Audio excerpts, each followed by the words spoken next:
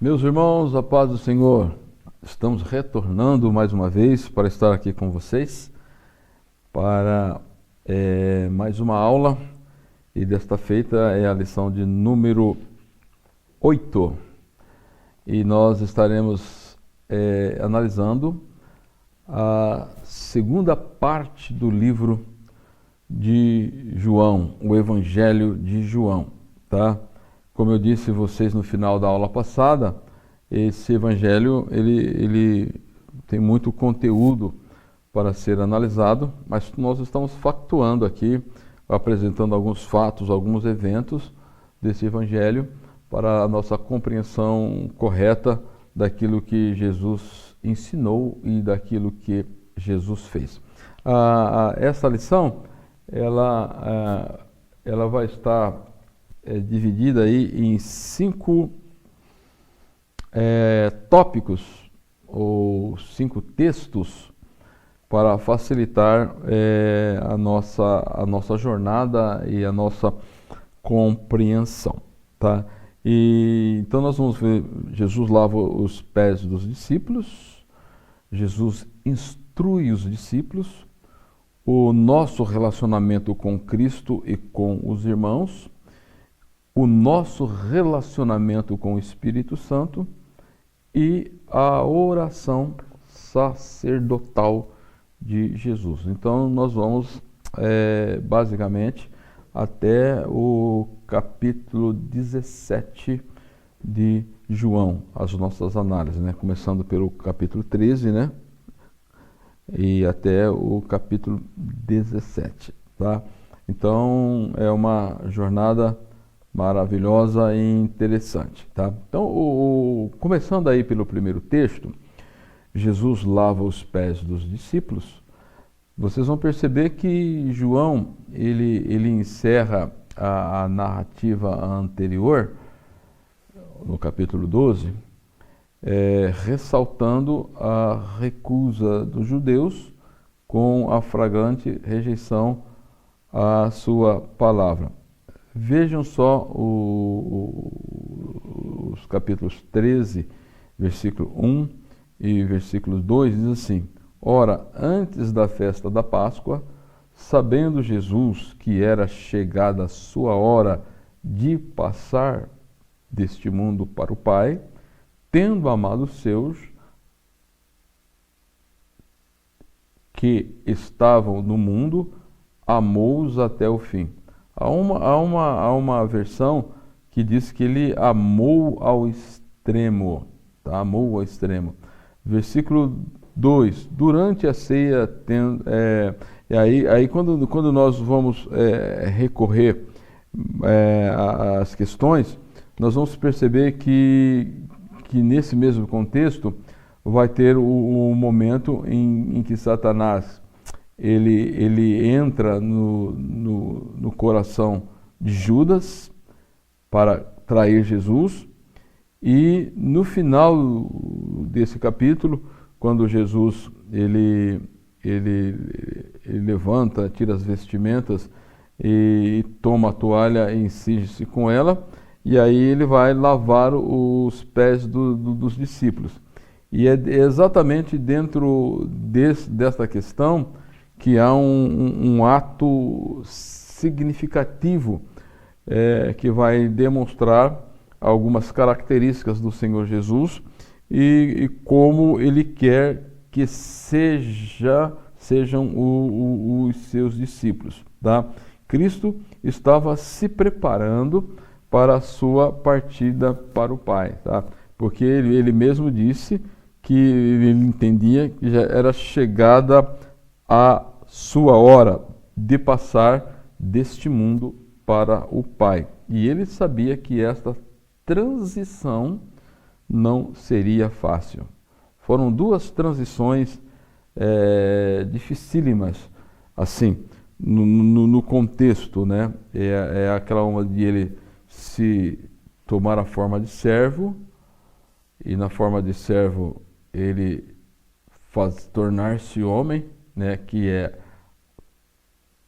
estender o seu tabernáculo e tornar-se como um de nós, como diz o versículo 14 do primeiro capítulo, e agora, ao fim da sua trajetória humana, que ele conviveu desde que ele teve entendimento de si, como ser humano, a expectativa da morte, E agora ele diz com todas as letras, sabendo que estava se aproximando a hora, que era chegada a sua hora de passar deste mundo para o outro. Então, quais as lições que ele quer ensinar aos seus discípulos com isto? Tá? Quando nós recorremos ao livro de Êxodos, capítulo 30, e versículos 17 a seguir, nós vamos ver que por ocasião da separação dos sacerdotes e dos trabalhos que eles realizavam diante do Senhor, na disposição do tabernáculo tinha algumas peças, e entre essas peças tinha a bacia de bronze, e esta bacia de bronze servia para que eles se banhassem, para que eles se limpassem. Tá? Então vejam só o que diz lá, Êxodos 30, 17 a seguir. E disse mais o Senhor a Moisés: farás também uma bacia de bronze com o seu suporte de bronze para lavar. Pô-la-ás entre a tenda da congregação e o altar, e deitarás água nela. Nela Arão e seus filhos lavarão as mãos e os pés. Quando entrarem na tenda da congregação, lavar-se-ão com água para que não morram. Ou quando se chegarem ao altar para ministrar, para acender a oferta queimada ao Senhor. Lavarão, pois, as mãos e os pés para que não morra. Isto lhes será por estatuto perpétuo. Ele é a sua posteridade através das suas gerações. Tá? Vocês vão perceber quando vocês estudam tudo que envolvia os sistemas de culto, as leis que envolvia o sacerdócio, vocês vão perceber que antes desse ato de eles lavar os pés e as mãos, eles haviam sido banhados de corpo inteiro por ato da consagração deles a Deus. E agora só era necessário lavar as mãos e os pés. Jesus, no ato lá, ele vai lavar os pés dos discípulos. Tá? Então, diante da negativa de Pedro, nós conhecemos bem o texto, e geralmente é necessário fazer uma leitura antes de fazer as análises. Nós vamos perceber, diante da negativa de Pedro, Jesus se posicionou nos seguintes termos. Respondeu Jesus: se eu não te lavar, não tem parte comigo. Tá? Então, diante do desejo, e aí então ele vai dizer ao Senhor que lavasse o corpo todo e tal. Daí Jesus declara novamente: quem já se banhou não necessita de lavar senão os pés, quanto ao mais está todo limpo. Ou seja, então aquele que é regenerado, aquele que nasceu de novo, aquele que foi justificado, tá?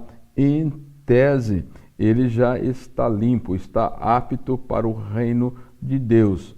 Temos que ter o cuidado com a nossa santificação diária, o cuidado diário. É isso que Jesus está levando em conta aqui. Então, os versículos 10 aí, ele vai apresentar duas questões, né?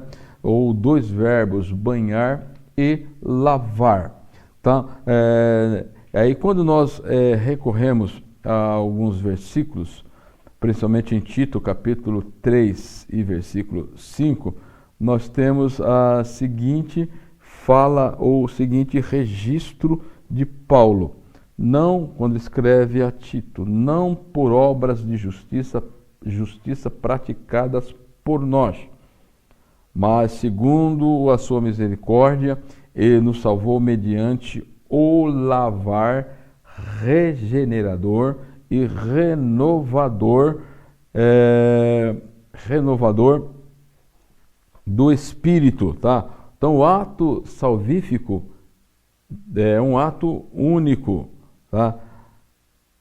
Nasce-se somente uma vez, tá? Assim como a pessoa fisicamente, ela só nasce uma vez, no sentido espiritual, nasce somente uma vez. Então, a lavagem ou o batismo regenerador fala do poder regenerador e também da questão do poder de purificação.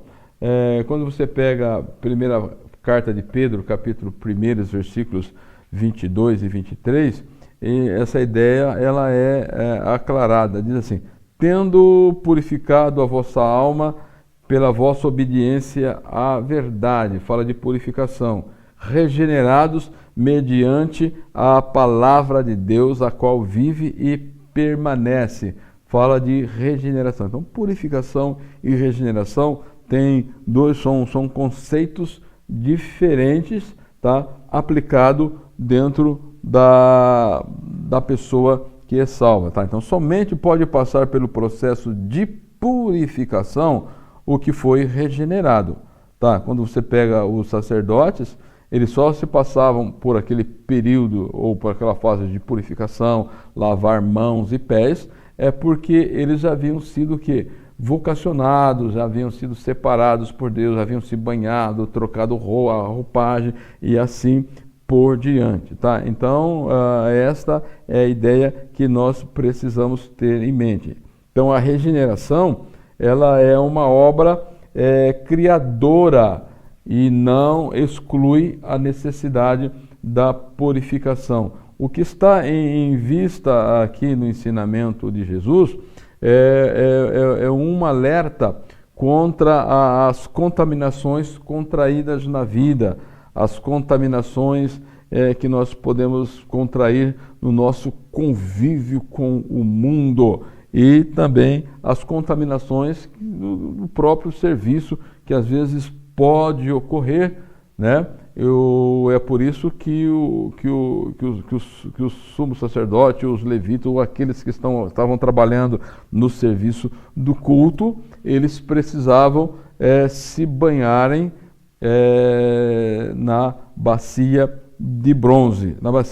Então, no ambiente de revelações e de comunhão e de humildade em que eles se encontravam ali, Jesus ele abre um parênteses para tratar de um assunto que estava para eclodir, um assunto que estava para vir à tona. E aí ele vai dizer no versículo 12 lá do capítulo 13, tendo já o diabo posto no coração de Judas Iscariotes, filho de Simão, que traísse a Jesus. Então, Lucas, quando você recorre aos sinóticos, o Evangelho de Lucas ele narra que antes da preparação da Páscoa que Judas procurou os principais dos sacerdotes e escribas que andavam procurando um modo para matar Jesus. Tá, você pega Lucas capítulo 22 e versículo 2, você vai perceber isso, que os judeus estavam procurando um modo, uma maneira, uma estratégia para matar Jesus. E aí, o Judas, sabendo disto, tá, e com o despertar de Satanás na vida desse rapaz, então ele vai procurar as autoridades para saber como o faria. Então vejam só a narrativa de Mateus capítulo 26 e versículos 21 a seguir, só para nós termos uma ideia desse momento tão dramático na vida de Jesus, na vida de Judas e dos discípulos de Jesus, no modo geral, o versículo 21 de Mateus 26 diz: enquanto comiam, declarou Jesus: em verdade vos digo que um dentre vós me trairá. E eles, muitíssimos contestados, começaram um por um a perguntar: porventura sou eu, Senhor? E ele respondeu: o que mete a mão no prato, esse me trairá. O Filho do Homem vai, como está escrito a seu respeito, mas ai daquele por intermédio o Filho do Homem está sendo.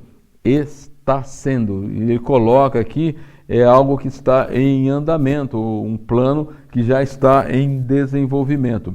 Quando recorremos a Marcos 14, 17 a seguir, diz o seguinte: ao cair da tarde foi com os 12, quando estava à mesa e comia, disse Jesus: em verdade vos digo que um de vós que come comigo me trairá. E começaram a entristecer-se, dizendo um após o outro: porventura sou eu? Respondeu-lhes: um dos 12 que mete comigo a mão no prato. Tá? Daí quando você recorre a Lucas vai dizer: todavia a mão do traidor está comigo à mesa, porque o Filho do Homem na verdade vai segundo está determinado, mas ai daquele que por intermédio de quem o Filho do Homem for traído. Tá? Quando nós lemos essas passagens aqui, tá?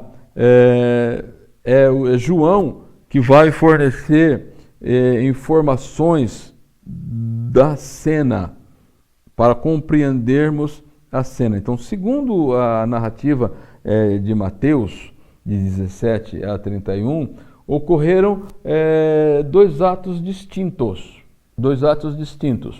E quais foram os atos distintos nesta reunião?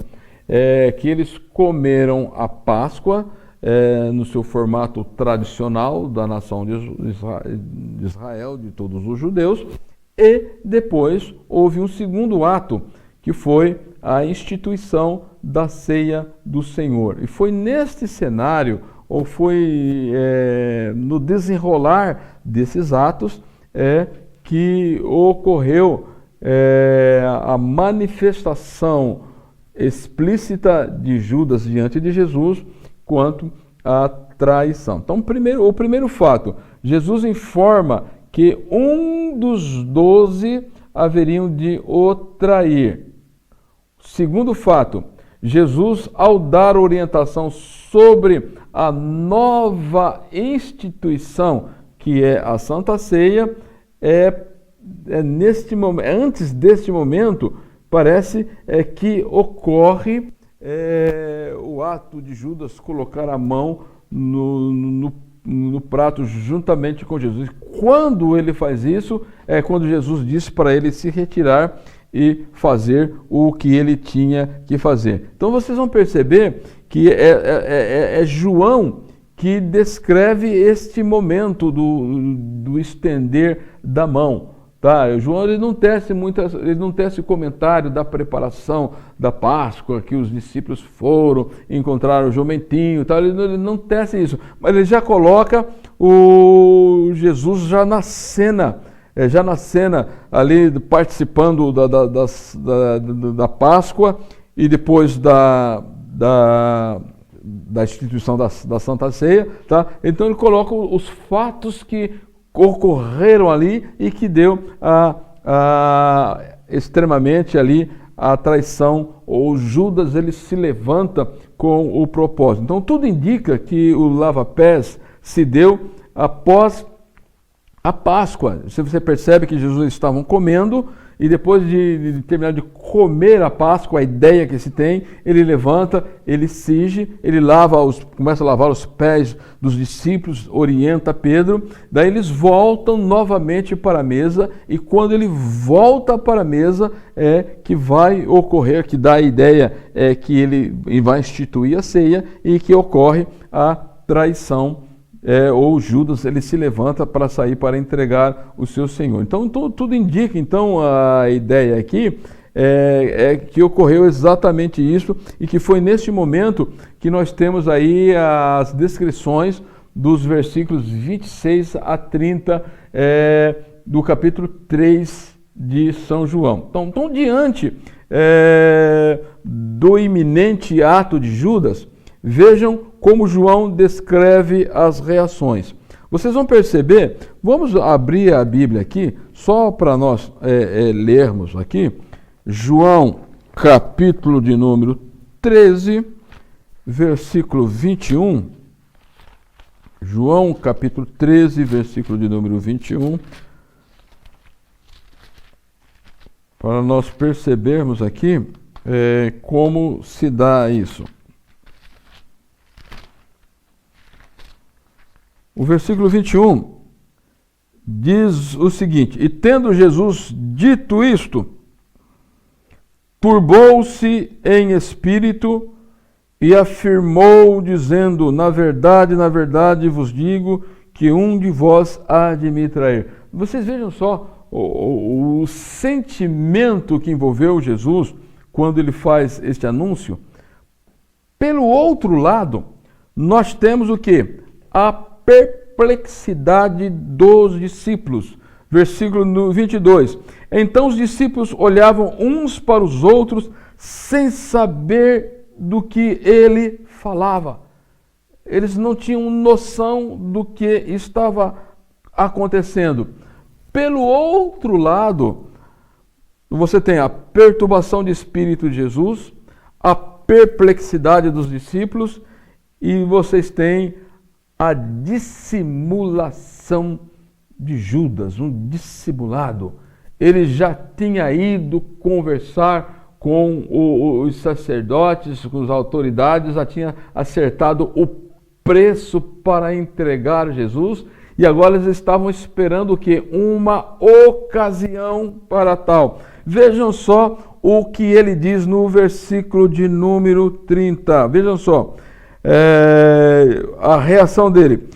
E tendo Judas tocado o bocado, saiu logo e já era noite. Então ele sai do meio da reunião. Irmãos, às vezes eu fico imaginando numa reunião como esta, uma reunião como aquela, estando com Jesus, conversando com Jesus, Jesus anunciando os seus últimos dias, eram os últimos momentos de eles passarem ali com o ministério terreno de Jesus e Judas. Daí porque Jesus diz para ele, versículo 27, veja só o que Jesus diz para Judas. E após o bocado entrou nele, porque o versículo 26 diz assim: E respondeu Jesus e disse: É aquele que eu der o bocado molhado. E molhando o bocado, deu a Judas, filho de Simão. E após o bocado, entrou nele Satanás e disse-lhe Jesus: Faze-o depressa. Versículo 30. E tendo Judas tomado o bocado, saiu logo e já era noite. Já era noite. Então, vocês imaginam que o estado de Judas, ele já vinha maquinando há alguns dias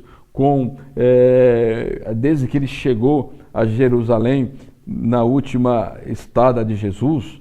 Ele percebe a entrada triunfal de Jesus, que as pessoas aclamam Jesus como rei. E imagine que ele, como todos os judeus, queriam um Messias, queriam um rei que os libertasse do poder de Roma. E ele vê Jesus dizendo que ele tinha tudo para ser rei. O poder, o Judas percebeu o poder que Jesus detinha, a autoridade que Jesus detinha. Falou, se ele assumisse o poder, com certeza ele venceria Roma, ele estabeleceria o reino. Agora, o que levou este homem, apesar de tudo o que ele ouviu de Jesus, de tudo o que ele viu Jesus realizar, levar a um ato dramático deste, que levou o homem a fazer isso. Mas vejam só, então, Jesus se perturbou, a perplexidade dos discípulos, dos 11, e a dissimulação de Judas. O texto 2 vai dizer assim, que então agora Judas sai, então Jesus ele vai instruir os discípulos. Tá? Então Judas está fora. Quando nós pegamos o versículo 30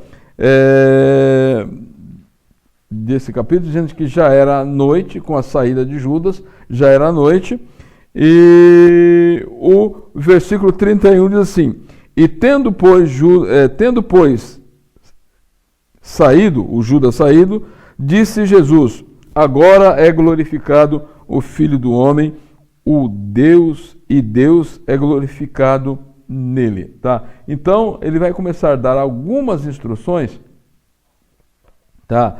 Que à vista da rejeição de Israel, porque a rejeição já era declarada, a ponto de eles oferecerem 30 moedas de prata para Judas entregar Jesus.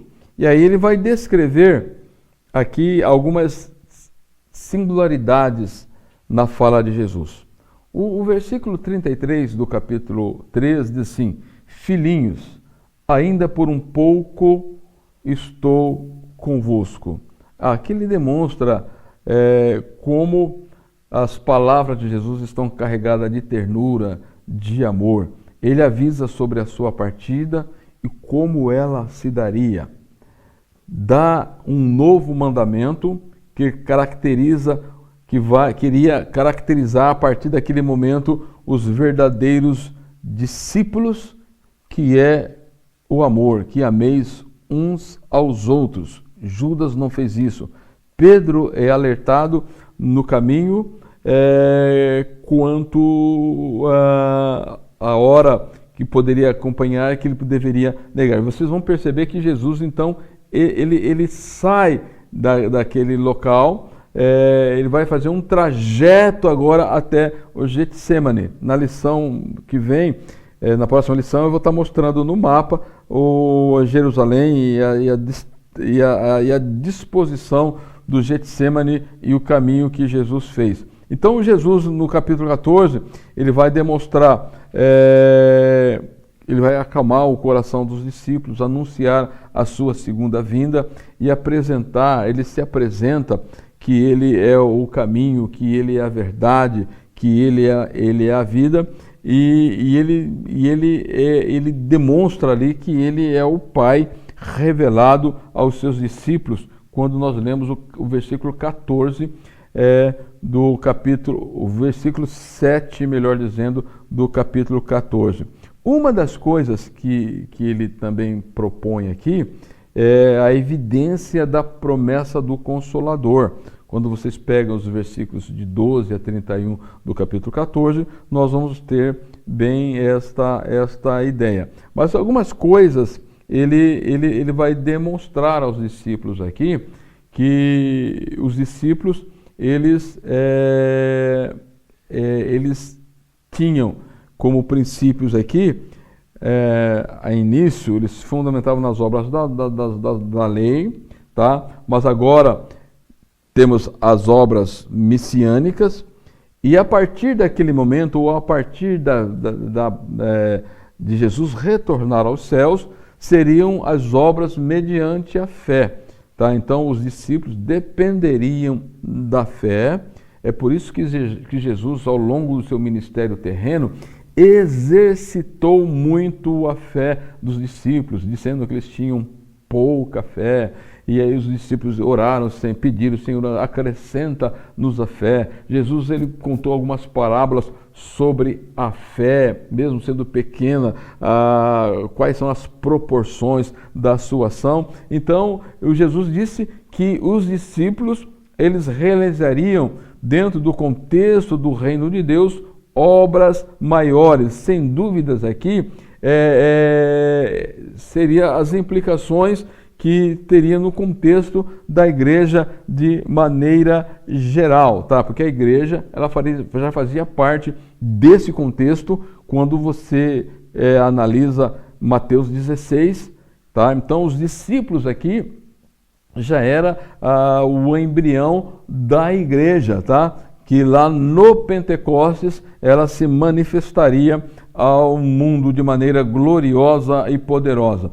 Uma outra coisa que nós vamos ter aqui é que Jesus ele vai informar que a partir daquele momento, ou a partir que ele retornasse ao Pai, as orações elas deveriam ser feitas substanciadas, a oração substanciada no nome de Jesus, né? Vocês sabem que Jesus passou tempo ensinando os discípulos a orar, como deveria orar corretamente, e agora você vê que no versículo 13, Jesus diz assim, no capítulo 14, e tudo quanto pedirdes em meu nome, isto farei, a fim de que o meu Pai seja glorificado. Se me pedirdes, versículo 14, alguma coisa em meu nome, eu o farei. Se me amais, guardareis os meus mandamentos. Tá? Lá no capítulo 16 ainda também nós temos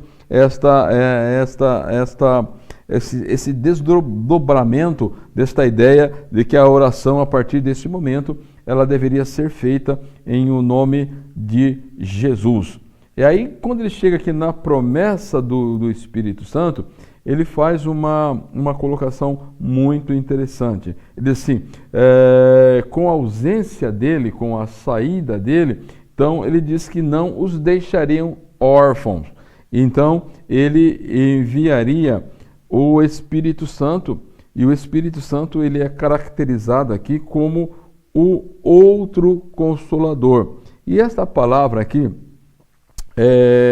ela deixa claro em que condições o Espírito Santo haveria de estar ao lado na igreja e através da igreja. Ele vem, o outro Consolador, vem a despeito do encargo ou da responsabilidade que os discípulos têm diante do novo mandamento. Um novo mandamento vos dou, que ameis uns aos outros. Tá? E além de que a evangelização, a querigma, a proclamação, ela deveria ser feita regada com o amor. Então Jesus ele faz a referência que o Consolador, o Espírito Santo, a quem o Pai enviará, dá aqui a ideia o quê? De advogado, né? De advogado. E o sentido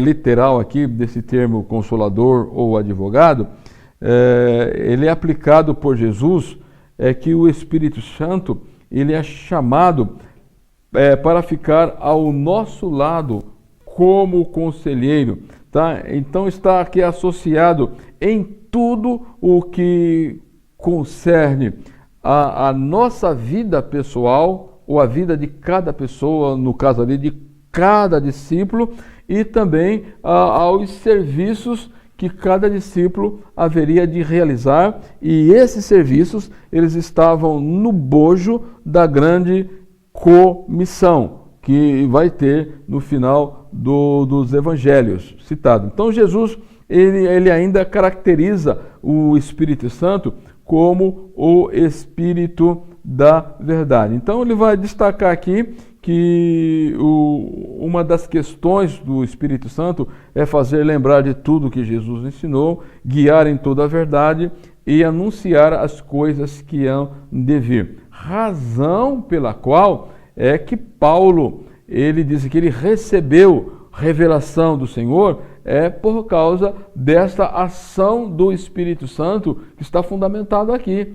Tá? Então, tudo aquilo que os apóstolos, na formação do cânon, eles receberam, mediante o ministério do Espírito Santo, que na formação do cânon anunciou as coisas que haveriam de vir. Então, quando você percebe como Paulo ele escreve acerca do arrebatamento, acerca da ressurreição e de outros atos, como João ele vê lá no Apocalipse, tudo isso é o ministério do Espírito Santo. Quando nós entramos para o texto 3, o nosso relacionamento com Cristo e com os irmãos, que é o capítulo 15, nós temos aqui algumas questões a analisar. Tá? Segundo o manual, esse capítulo ele está dividido em 3 partes, tá? Que é do capítulo do versículo 1 ao versículo 8, que é uma exortação em permanecer em Cristo. Daí você tem aí o contexto da videira e as varas, o segredo dos frutos, o perigo que ameaça as varas, que ela pode ser cortada se ela não der fruto, e as consequências da união da videira com Cristo. Daí a terceira parte você tem do versículo 9, a segunda parte, melhor dizendo, do versículo 9 ao versículo 17, que é viver no amor de Cristo. Então, na relação entre Cristo e os discípulos, ela é fundamentada no amor. Razão pela qual diz, um novo mandamento vos dou, que ameis uns aos outros. Então, quando você analisa dos versículos 9 a 17, algumas coisas você pode destacar aqui. Primeiro, é necessário permanecer no amor de Cristo. Em segundo lugar, é necessário guardar os mandamentos de Cristo. Em terceiro lugar, é necessário possuir um gozo completo. Tá? Porque o grande problema hoje de pessoas que não fazem o trabalho de Deus a contento, porque eles não têm o gozo do Espírito Santo, não têm o gozo da salvação, não têm o gozo de ter o Espírito Santo o ajudando. Uma outra questão aqui, é necessário amar os discípulos, dos versículos 12 a 14. Depois, é necessário sermos amigos do Senhor. Tá? Daí nós vamos passar de um patamar, numa condição de servo para amigos, né? Jesus vai dizer que já não chama mais nós de servos, e sim de amigos, porque os amigos podem se abrir muito mais. E é necessário conhecer a escolha e o plano do Senhor para os seus discípulos. O que é que o Senhor quer para nós? Não fostes vós que escolhestes a mim, mas eu escolhi a vós. Tá? O que implica nesta escolha? O que implica neste chamamento? É isto que o Senhor ele está orientando aqui. Depois você tem a terceira parte, que é a igreja no mundo, tá? Um destaque aqui para o ódio religioso. O amor de Cristo desperta ódio no mundo contra a igreja e os seus discípulos. Tá? Então nós vamos perceber aqui algumas características, né? Jesus vai dizer, se o mundo vos odeia, sabei primeiro do que vós outros me odiou a mim. Então é comum o mundo odiar. Então se o mundo não está demonstrando ódio, alguma coisa está errada, né? Está ocorrendo aquilo que Paulo fala lá em Romanos 12, né?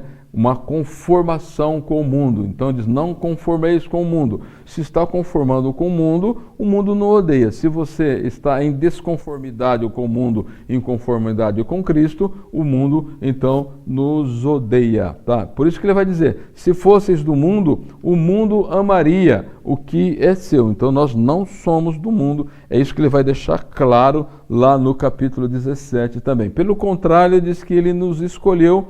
E é por isso, por causa dessa escolha, é que o mundo nos odeia. E ainda ele vai destacar também que tudo, porém, vos farão contra nós por causa do nome de Jesus. É por isso que a oração ela deve ser em nome do Senhor Jesus. Uma outra questão que nós temos aqui, quando nós partimos para o texto 4, que o nosso relacionamento com o Espírito Santo. É interessante os capítulos 14 e os capítulos 15, como que Jesus ele se reporta ao Espírito Santo a nosso favor. Ele vai dizer que ele nos dará um outro Consolador para que esteja ao nosso lado, que é o Espírito de verdade, lá no capítulo 14. E no versículo 17 ele diz o seguinte, o Espírito da verdade que o mundo não pode receber, porque não vê nem conhece, mas vós o conheceis e ele habita convosco. Nós conhecemos, tá? Ele habita e ele está em nós, ele estará atuando através de nós. E lá no capítulo 15, o versículo 26, quando ele fala do Espírito Santo também, quando porém vier o Consolador que eu vos enviarei da parte do Pai, o Espírito da verdade, que dele procede, dará testemunho de mim. Ou seja, então o cristão só pode dar testemunho de Cristo se o Espírito Santo estiver em nossa vida. Então ele vai destacar algumas questões aqui que nós temos nessa questão aqui, do texto de número 3, ele vai demonstrar a questão da obra do Espírito, melhor no texto 4, a obra do Espírito Santo, dos versículos de 1 a 4 aqui do capítulo 16, demonstra a hostilidade com que os discípulos seriam tratados no contexto da religião judaica. Vocês vão perceber que fala que os discípulos poderiam ser expulsos das sinagogas, isto porque eles não conhecem a Jesus. Diz que os quais tenho dito de que vai chegar a hora em que eles seriam maltratados de maneira tremenda. E quando vocês pegam a igreja nos seus primeiros dias, lá no Atos dos Apóstolos, vocês vão perceber a hostilidade com que as autoridades judaicas trataram os irmãos, né? A perseguição que foi desencadeada sobre eles. E Jesus alerta para isso, mas para que eles não temessem, que o Espírito Santo estaria com eles para a realização das grandes obras. Tá? Então o manual de estudo aqui, ele vai apontar o relacionamento do Espírito Santo com o salvo. Entretanto, a sua ação também é direcionada ao mundo, né? Ao mundo. O que vocês vão perceber, em primeiro lugar, que ele vai dizer que uma das ações do Espírito Santo, quando ele vier, ele convencerá o mundo. E do que? Do pecado, do juízo e da justiça. E esta expressão aqui, convencer, literalmente, o significado ele, o Espírito Santo, acusará, ele fornecerá a prova da culpabilidade do mundo, o que se manifestará na justiça e no juízo de Deus. Esta é a ideia que se tem. Então, convencer o mundo da justiça, tá? É demonstrar nada mais e nada menos, é colocar as pessoas diante da imensa afronta da autojustiça, porque ele vai dizer assim, quando fala da questão do pecado, diz assim, porque não creram em mim, a incredulidade. Na questão da justiça, ele vai dizer, porque vou para o Pai e não me vereis mais. Está implícito aqui que a autojustiça é pecado odioso diante de Deus. O homem tem que se lançar mão disto, porque o juízo é certo. E ele vai convencer o mundo do juízo, porque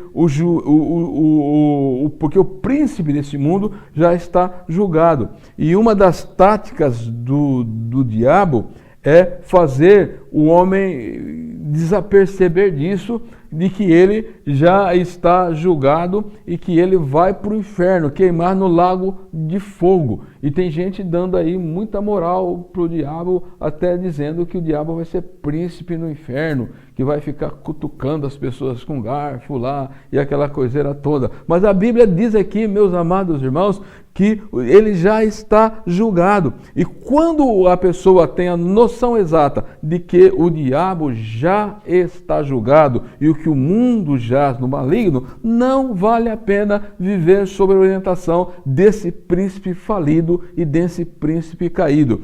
E o Espírito Santo, uma das missões dele é convencer exatamente isto. E a igreja precisa ter o Espírito Santo, um relacionamento com o Espírito Santo para demonstrar isso. Primeiro, ter consciência disto na obra da salvação realizada na vida dela e demonstrar ao mundo que é necessário sair dos seus pecados e aceitar Jesus como seu Salvador. E aí, a obra do Espírito Santo nos salvos. O versículo 13, ele deixa bem claro isso, que o Espírito Santo, aquele que vem para estar ao lado, o outro Consolador, que vem para estar ao lado, que ele é coigual, coeterno e coexistente, assim como Cristo o é com o Pai, tá? A ideia da Trindade. Então você vai perceber que ele veio, tá? Ele recebeu de Cristo tudo o que é necessário e ele vai fazer o quê? E ele vai nos guiar em toda a verdade. Tudo que nós precisamos para sermos pessoalmente e sermos no contexto da comunidade e na realização do serviço, é o Espírito Santo que guia. Quando nós abrimos mão deste guia, estamos fadados à derrota. Tá? Então, quando você tem esta ideia aqui de conduzir ou de guiar, guiar em toda a verdade, conduzi-los para fora da tradição, dos rudimentos do mundo, do legalismo do judaísmo. Tem muita gente nos dias de hoje que tem dificuldade, às vezes ele se converte ou ele está na igreja, e se a gente não tomar cuidado, nós por si só, a religião, ela cria suas tradições, os seus dogmas e assim por diante, mas o Espírito Santo, ele tem essa proposta de nos guiar para fora das tradições, dos rudimentos do mundo, do legalismo, do judaísmo, dos ismos deste mundo, tá?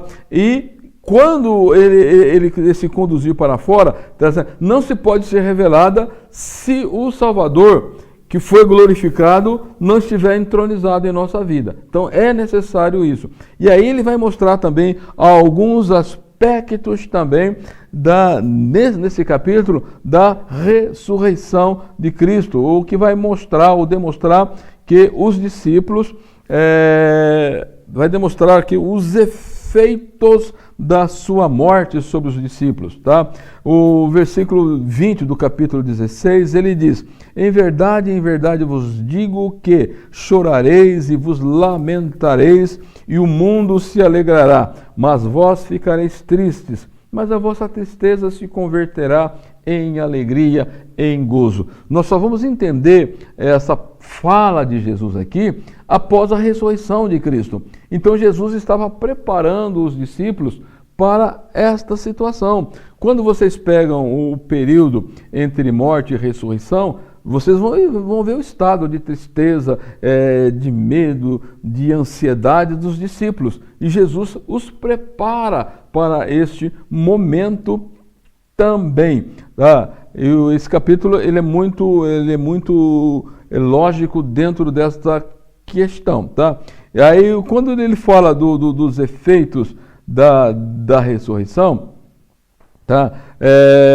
O versículo de 23 vai dizer o seguinte: naquele dia nada me perguntareis, em verdade vos digo, se pedirdes alguma coisa em meu nome, o Pai vô-lo concederá. Ou seja, então ele vai reforçar aqui aquilo que estava implícito lá no capítulo 14, de que a oração ela deve ser feita em nome de Jesus. Jesus diz: aquilo que vocês pedirem em meu nome, o Pai, ele vos fará. Então, ele reforça aqui como deveria ser a vida de dependência dos discípulos a partir daquele momento.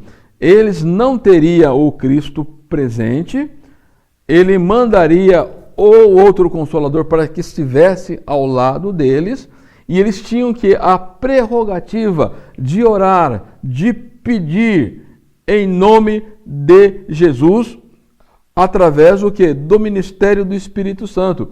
É por isso que Paulo ele vai desdobrar esse pensamento lá na carta aos Romanos, o capítulo 8, dizendo que o Espírito ele intercede por nós com gemidos inexprimíveis. Então você vai perceber um Espírito que é residente e que atua através de nós. Então ele nos conhece perfeitamente, conhece a nossa estrutura, as nossas fraquezas, que nós não sabemos orar como convém, mas como nós estamos imbuídos nesse novo mandamento que ele nos deu, de amar os nossos irmãos e de cumprir os mandamentos ou as ordenanças do Senhor Jesus, então ele nos ajuda nas nossas fraquezas. E Cristo, como homem que participou desta vida terrena, que conhece também toda a estrutura, o meio hostil que é viver neste mundo, ele intercede por nós. Então percebam-se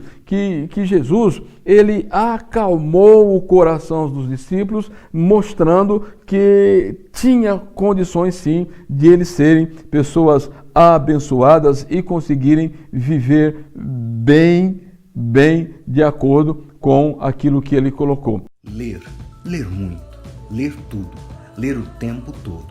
Quem ama ler vai concordar. Melhor que ganhar um livro é ganhar uma editora inteira. Se você ama ler, este presente é para você. O selo editorial da ETAD nasceu e ele tem o nosso DNA. Arminiano, pré-tribulacionista, pentecostal de verdade e, acima de tudo, bíblico. Edições Bernardo Johnson. Para quem ama ler, ler muito, ler tudo, ler o tempo todo. E para finalizar, nós vamos ter então aqui agora o último texto da lição, que é a oração sacerdotal de Jesus. E nesse texto, Jesus ele vai apresentar aqui algumas questões que são interessantíssimas. Ele apresenta, primeiramente, aqui uma oração que é por si mesmo, porque ele vai dizer que é chegada a hora. O versículo 1, vocês vão perceber em João como é recorrente esta expressão. É chegada a hora. E ele vai pedir que ele venha a ser glorificado. No pedido aqui é feito por duas razões. Primeiro, implica na obediência filial de Jesus Cristo ao Pai. Tá? Então, diante do desfecho iminente que estava para chegar, da sua missão, ele pede, glorifica-me, ou seja, leva-me para junto de ti. O pedido é para transportar ao estado da glória, ao estado de deidade, tá? Vocês se lembram da comparação que nós fizemos entre o capítulo 1, o versículo 1 de João e o versículo 14? Que ele era e se fez carne, habitou entre nós, cheio de graça e verdade. Então, agora estava chegando o momento dele retornar ao estado de glória. Mas, para isto, ele teria que passar pela cruz, tá? Passar pela cruz. Então, a primeira razão anexada a esta oração aqui é que Jesus ele seria levantado entre os homens, ele morreria a morte vicária, a morte substitutiva, para que pudesse dar vida aos homens. Então, à medida que ele estaria glorificando a Deus, Deus seria glorificado nele, porque Deus veria o trabalho da sua alma e ficaria satisfeito, conforme diz Isaías 53. Tá? Então você tem aqui demonstrada a comunhão entre o Pai e o Filho, é um destaque muito grande aqui, tá? E o prazer de Deus seria o que? Na realização da obra de Jesus Cristo, tá? Há um versículo muito grande, muito interessante, Isaías 53:10, quando diz assim: todavia o Senhor agradou em moê-lo, fazendo-o enfermar, quando a sua alma se puser por expiação do pecado. Verá sua posteridade, prolongará os dias, o bom prazer do Senhor prosperará na sua mão. O versículo 11 diz assim: o trabalho da sua alma ele verá e ficará satisfeito. É porque dentro desse trabalho, o meu servo, o justo, justificará muitos, porque as suas iniquidades levará sobre si. Então a glorificação de Cristo era esta. Ele diz assim: tenho glorificado o teu nome na terra, cumprindo a obra que me deste a fazer.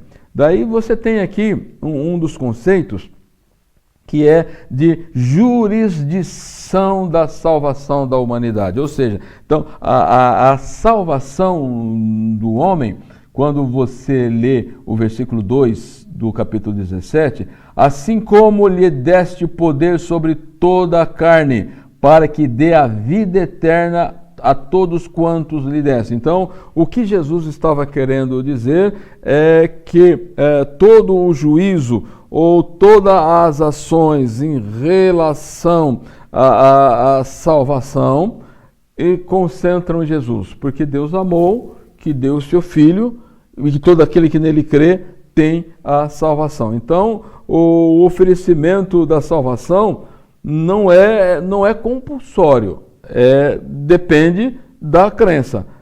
João ele deixa bem claro então. Então, a condição de obtenção da vida eterna é crer que Deus enviou o seu Filho para a salvação. Então você tem aqui alguns objetos do conhecimento de Deus que estão elencados, que é a fé, que é o amor, a adoração e assim por diante. E daí você vai ter os efeitos que essa salvação ela pode provocar na vida da pessoa. Tá?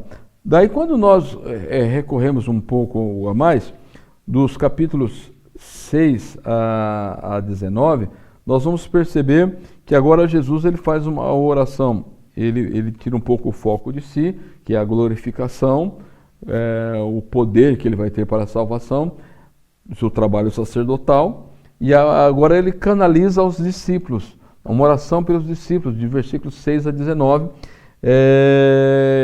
aonde nós vamos ter aqui, o que nós podemos dizer, as riquezas incompreensíveis de Cristo. Diz: eu manifestei o teu nome aos homens do mundo que me deste, eram teus e tu me destes e guardastes a tua palavra. Então, quando você lê todo esse contexto aqui, dos versículos de 6 a 19, nós vamos perceber algumas questões muito interessantes.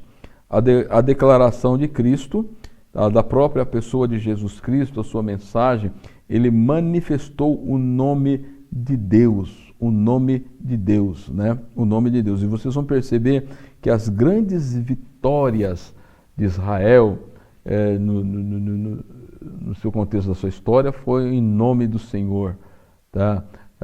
E quando você pega Israel no deserto, as grandes vitórias também foram em nome de Deus, né? Então você tem lá o nome de Deus é paz, o nome de Deus, o Senhor é minha bandeira, o Senhor é que te sara, tá? Então vocês vão perceber que como é importante nós conhecermos aqui o nome de Deus. E vocês vão perceber que os apóstolos agora, de acordo com o pedido de Jesus, e consequentemente a igreja, eles seriam o quê? Fiéis depositários do Evangelho. Fiéis depositários. É a razão pela qual o apóstolo Paulo, em alguns momentos, ele diz assim: o meu Evangelho, tá? O Evangelho é as riquezas incompreensíveis de Cristo, tá? E a igreja, ela tem a prerrogativa da pregação, da proclamação do Evangelho. Então, com a ausência pessoal de Jesus no mundo, tá? Então Jesus ele ora dizendo: Pai, eu vou sair do mundo, mas eles precisam continuar no mundo. Eu peço que não os tire do mundo, porque eles são os fiéis depositários do Evangelho. É eles que têm a mensagem. É por isso que Paulo ele diz: eu sou devedor. Eu sou devedor, eu estou pronto para pregar o Evangelho, eu não me envergonho do Evangelho, porque assim como toda a igreja, ele era um fiel depositário do Evangelho. É por isso que quando nós vamos estudar as parábolas do servo bom e do servo mau e infiel, é exatamente isto, porque o servo mau, ele era um fiel depositário daquilo dos talentos, daquilo que o seu Senhor lhe deu, ele tinha que fazer da melhor forma possível. E Jesus, então, ele ora desta forma, para que Deus nos livre, nos guarde do mundo, para que nós possamos cumprir a proposta que ele tem. Então você tem a intercessão, nos versículo 11, assim, eu não estou mais no mundo, mas eles estão no mundo. Pai Santo, guarda-os em teu nome. Você vê então aqui a autoridade do nome de Deus. Tá? E nós oramos no nome de Jesus. Então nós precisamos ter uma noção exata qual é o poder que atua em nós. Então ele diz assim que nós devemos ser mantidos guardados puros na fé e na prática do nosso trabalho, e sermos aqui isolados do poder do erro e do poder do pecado, porque nós somos livres do poder do pecado. E era determinante ter o conhecimento do nome do Pai. Tá? E é interessante que quando Israel foi libertado do Egito, Deus ele faz uma declaração muito interessante a Moisés, Êxodo capítulo 6, dos versículos 2 e 3, e diz assim: e falou mais Deus a Moisés e disse, eu sou o Senhor, eu apareci a Abraão, a Isaque e Jacó como Deus Todo-Poderoso, mas pelo meu nome, o Senhor, não fui perfeitamente conhecido. Então, o conhecimento que Abraão teve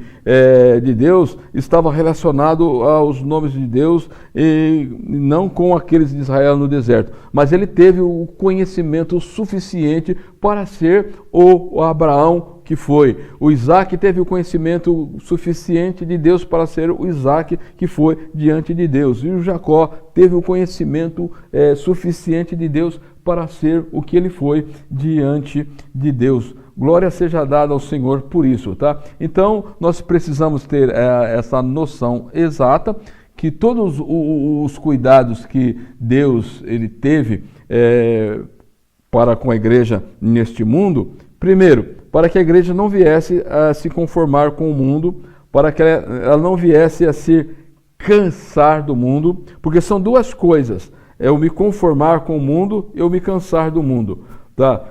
Eu me conformar é eu tornar como um do mundo. Uma outra coisa é eu me cansar do mundo e dizer, eu não vou pregar mais o Evangelho porque as pessoas não têm mais jeito, o mundo não tem mais jeito, as pessoas não têm mais salvação. Não, nós precisamos permanecer na verdade, permanecer no mundo, pelo bem da verdade, ou pelo bem da pregação do Evangelho. É por isso que o apóstolo Paulo, ele não se conformou com o mundo e ele não se cansou do mundo. Quando você pega Filipenses capítulo 1 e versículo 21, você tem a seguinte declaração de Paulo: porque para mim o viver é Cristo, morrer é ganho. Mas se viver na carne der frutos na minha obra, não sei então se devo escolher. Mas de ambos os lados estou em aperto. Tenho desejo de partir e estar com o Senhor,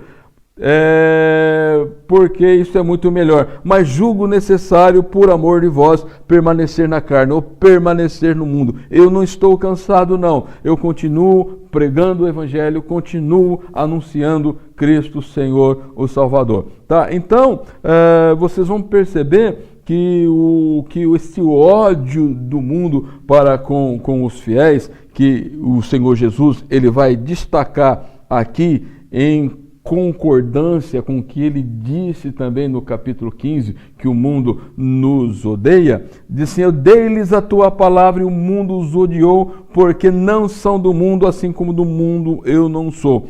Tá? Então o que Jesus ele está dizendo aqui é a continuação que os discípulos representavam.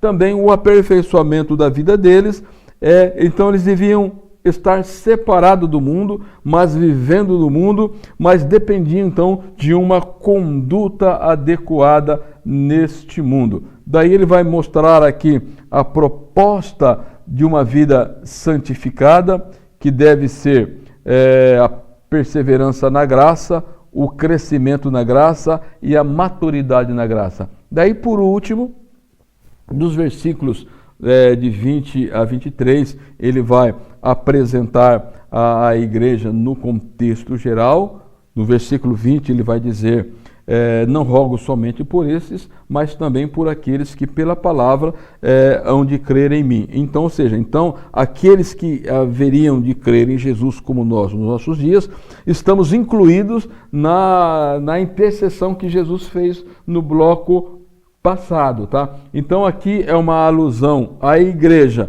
no mundo, tanto no tempo como no espaço, ou seja, dentro de todo o contexto histórico e como também em todo o contexto geográfico, tá? Porque a evangelização, ela começava de Jerusalém, Judeia, Samaria e os confins da terra. Então a oração de Jesus, ela alcançou a igreja no mundo, no tempo e no espaço, tá? Então nós precisamos ter ideia correta dessas questões. Então que Deus em Cristo nos ajude, que Deus em Cristo nos abençoe, e na próxima aula nós estaremos concluindo o Evangelho de João, que com certeza ele vai nos edificar muito mais ainda. Então que Deus em Cristo nos abençoe e até o próximo encontro em nome de Jesus.